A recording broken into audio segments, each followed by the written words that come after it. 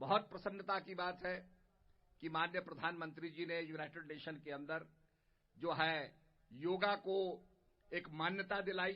ये हमारे पूरे देशवासियों के लिए बड़े गौरव की बात थी कि हमारा जो प्राचीन योग था उसको आज दुनिया के अंदर मान्यता मिली।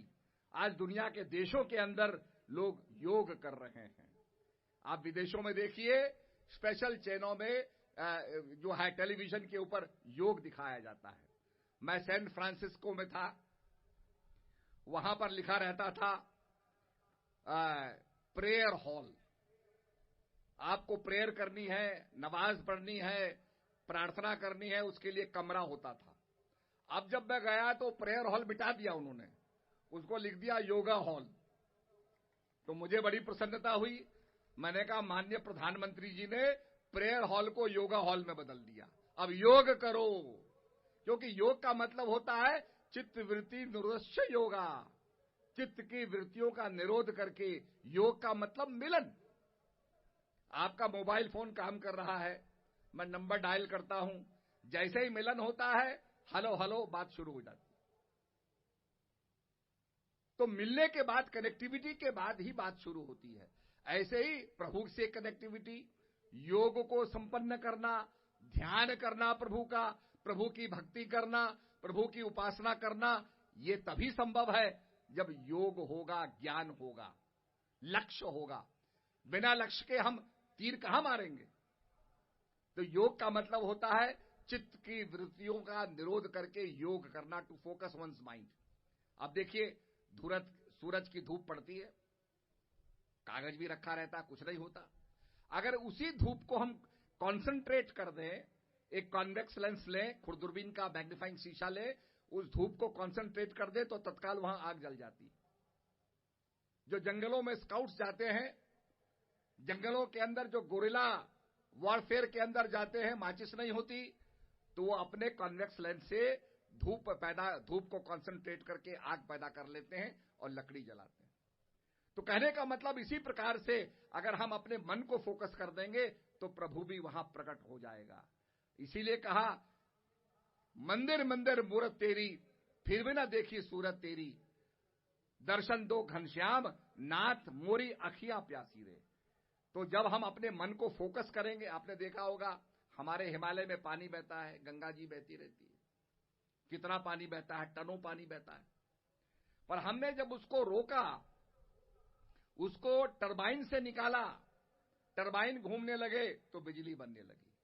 इसी प्रकार से मन का फ्लो है, इसको जब आप रोकोगे, नियंत्रण करोगे और इसको फ्लो से डालोगे, टरबाइन को घुमाओगे, तो आपके अंदर ऊर्जा पैदा होगी, शक्ति पैदा होगी।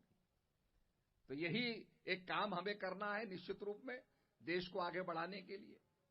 और बहुत अच्छे काम किएगा। अभी कोरोना काल के अंदर आपने देखा होगा, लोगों को यही कहा गया कि भाई योग के जरिए अपनी इम्यूनिटी को बढ़ाओ, अपनी क्षमता को बढ़ाओ।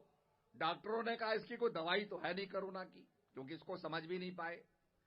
पर क्या है, आप काढ़ा पीजिए, आयुर्वेद की दवाई लीजिए, काढ़ा पीजिए, दवाई लीजिए और अपनी इम्यूनिटी को बढ़ाइए।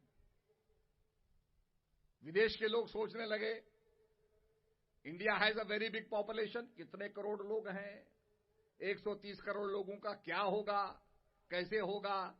लोग हंसने जा रहे थे, पर चकित हो गए, क्योंकि भारत के पास एक नेतृत्व था, एक लीडरशिप थी। जो वैक्सीन 8-8 साल में आती थी, वो वैक्सीन भारत के अंदर ही बनने लगी। और आपकी जो कोविड वैक्सीन थी वो भारत के अंदर निर्मित हुई। ये भारत का चमत्कार था। मैं समझता हूं आपको भी कोविड वैक्सीनेशन लगा। आप हाथ खड़े हो भाई, कितने कितनों को लगा? ये सभी को लग गया, और 3-3 दफे लगा। 1 दफे, 2 दफे, 3-3 दफे लग गया। तो ये अपने आप में बहुत बड़ी बात है। भारत जागृत हुआ, भारत के अंदर वैक्सीन बनी, भारतवासियों को फ्री वैक्सीन लगी, और उसके बाद जो और वैक्सीन बनी वो उन देशों को बांटी गई जो गरीब देश थे। तो देश की शक्ति का चमत्कार है। और आज जब कुछ बोलते हैं, हमारे लीडर्स बोलते हैं, तो सारी दुनिया उसको सुनती है। माननीय प्रधानमंत्री जी कुछ कहते हैं तो सारी दुनिया उसको सुनती है। ये बड़े गौरव की बात है। तो निश्चित रूप में आप कहीं भी जाइए, आपको पटेल समाज, गुजराती समाज, केम छो। मैं स्विट्जरलैंड गया, वहां भी आपका जो है गुजराती ढोकला और वो चीजें वहां रखी हुई थी। मैंने कहा ये यहां भी पहुंच गई।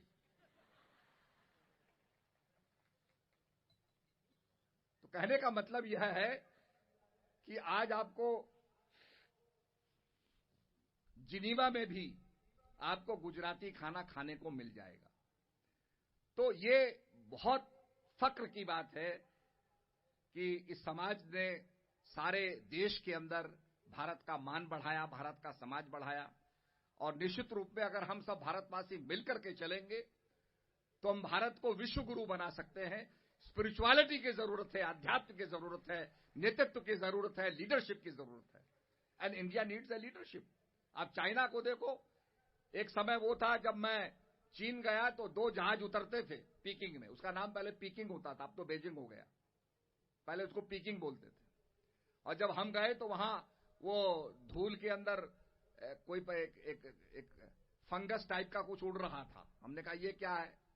उन्होंने कहा साहब यही उड़ता रहता है, और छोटे से वहां पर एयरपोर्ट बने थे। कहा साहब ये पीकिंग है। उसके बाद उनको स्ट्रांग लीडरशिप मिली, और आज देखिए चाइना जो है वो सारी चीजों का हब बन गया। किसी से बात करो, अरे साहब वहां चले जाओ, वही मिलेगा देखने को, वो मिलेगा वहां। एक स्ट्रांग लीडरशिप होने से चाइना उठ खड़ा हुआ, नहीं तो भारत से पीछे था चाइना। तो जब स्ट्रांग लीडरशिप मिलती है तो निश्चित रूप में देश खड़ा हो जाता है, देशवासी खड़े हो जाते हैं, देश का अभिनंदन होता है, देश का मान बढ़ता है। और भारत जैसा देश जिसके अंदर आध्यात्मिकता का प्रचार प्रसार है, वो जब आध्यात्मिकता का जागरण करता है तो देश विश्व गुरु बनता है। तो इसलिए प्रेमी सज्जनों, आज बड़ी प्रसन्नता की बात है। और मुझे तो, मैं जब आ रहा था तो मुझे याद आ रही थी, मैंने कहा भाई इन्हीं रास्तों पर पैदल चल के हम गए। और हमको कई जगह लोगों ने कहा कि साहब आप हमारे गांव में भी आइए, आप गांव को पवित्र कीजिए। और हमको जगह जगह घुमा करके ले गए और कहा यहां महात्मा गांधी ने रात को निवास किया। वो पत्थर भी लगे हुए देखे हमने जगह जगह। तो बड़ी प्रसन्नता हुई कि जिस रास्ते पर महात्मा गांधी जी चले उसी रास्ते पर चल करके हम गए। हजारों हजार पदयात्री हम गए। तो आज कम से कम 20 साल हो गए। 20 साल पहले यात्रा निकली थी, सद्भावना यात्रा। और उसी सद्भावना को लेकर के माननीय प्रधानमंत्री जी ने, उस समय तो मुख्यमंत्री थे, उन्होंने सारे गुजरात के अंदर सद्भावना सम्मेलन किए। तो जो अच्छी बात होती है उसको अच्छे लोग लेकर के उसका प्रचार प्रसार करते हैं। व्हाट द कंट्री नीड्स सद्भावना। शांति होगी, सद्भावना होगा तो आपका नौसारी आगे बढ़ेगा। आपकी सद्भावना होगी तो आपका जो है गुजरात आगे बढ़ेगा, सूरत आगे बढ़ेगा, अहमदाबाद आगे बढ़ेगा, देश आगे बढ़ेगा। देश के अंदर सद्भावना होनी चाहिए, गांव गांव में सद्भावना होनी चाहिए, घर के अंदर सद्भावना होनी चाहिए। अगर घर के अंदर झगड़ा होगा तो घर आगे बढ़ नहीं सकता है, परिवार आगे बढ़ नहीं सकता है। तो हर जगह सद्भावना होनी चाहिए।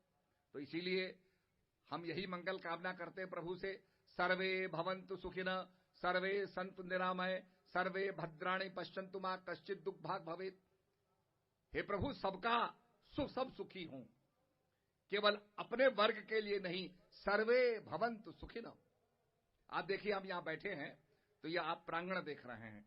अगर हम ऊपर पर चले जाएंगे तो और दिखाई देगा, ड्रोन से जाएंगे तो और दिखाई देगा, और जाएंगे तो और जितना ऊंचा होते जाएंगे उतना ज्यादा दिखाई देगा। और ऊपर चले जाएंगे तो सैटेलाइट से पूरा हमें सूरत और नौसारी दिखाई देगा। गूगल में चले जाएंगे तो पूरा हमें भूभाग दिखाई देगा। तो जितना हमारी आत्मा एलिवेट होती है, जितनी हमारी आत्मा विकसित होती है, जितनी हमारी आत्मा उन्नत होती है, उतनी हम देश की, दुनिया की, विश्व की मंगल कामना करते हैं। और हमारे ऋषियों ने मंगल कामना की और कहा सर्वे भवन्तु सुखिनः, सब सुखी हों।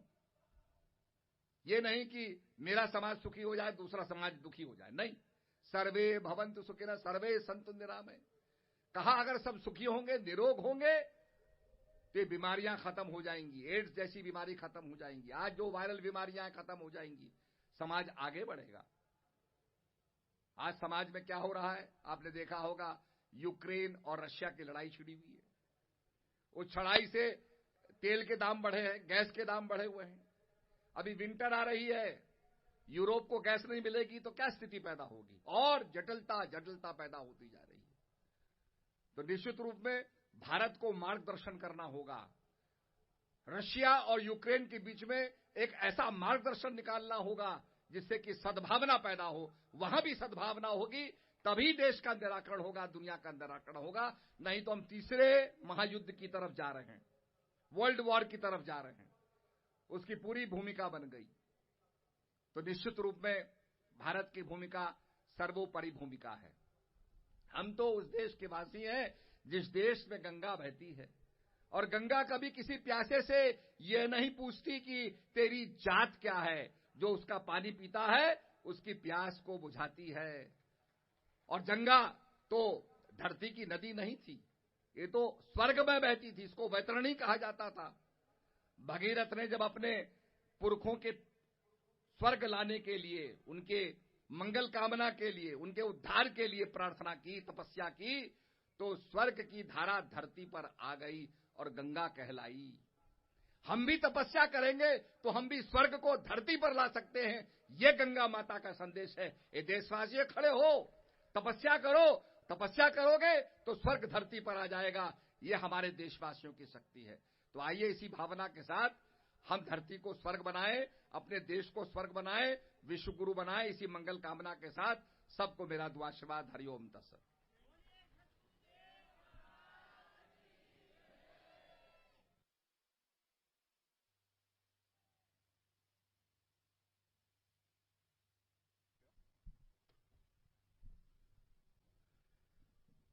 अंत में एक बड़ी दुखद मैं घोषणा कर रहा हूं। मोरबी के अंदर लोग जो दिवंगत हो गए, उनकी आत्मा शांति के लिए हम लोग 2 मिनट का मौन रखेंगे अंत में, और भगवान से प्रार्थना करेंगे कि दिवंगत आत्माओं की शांति उनको मिले और भगवान श्री चरणों में उनको स्थान दें।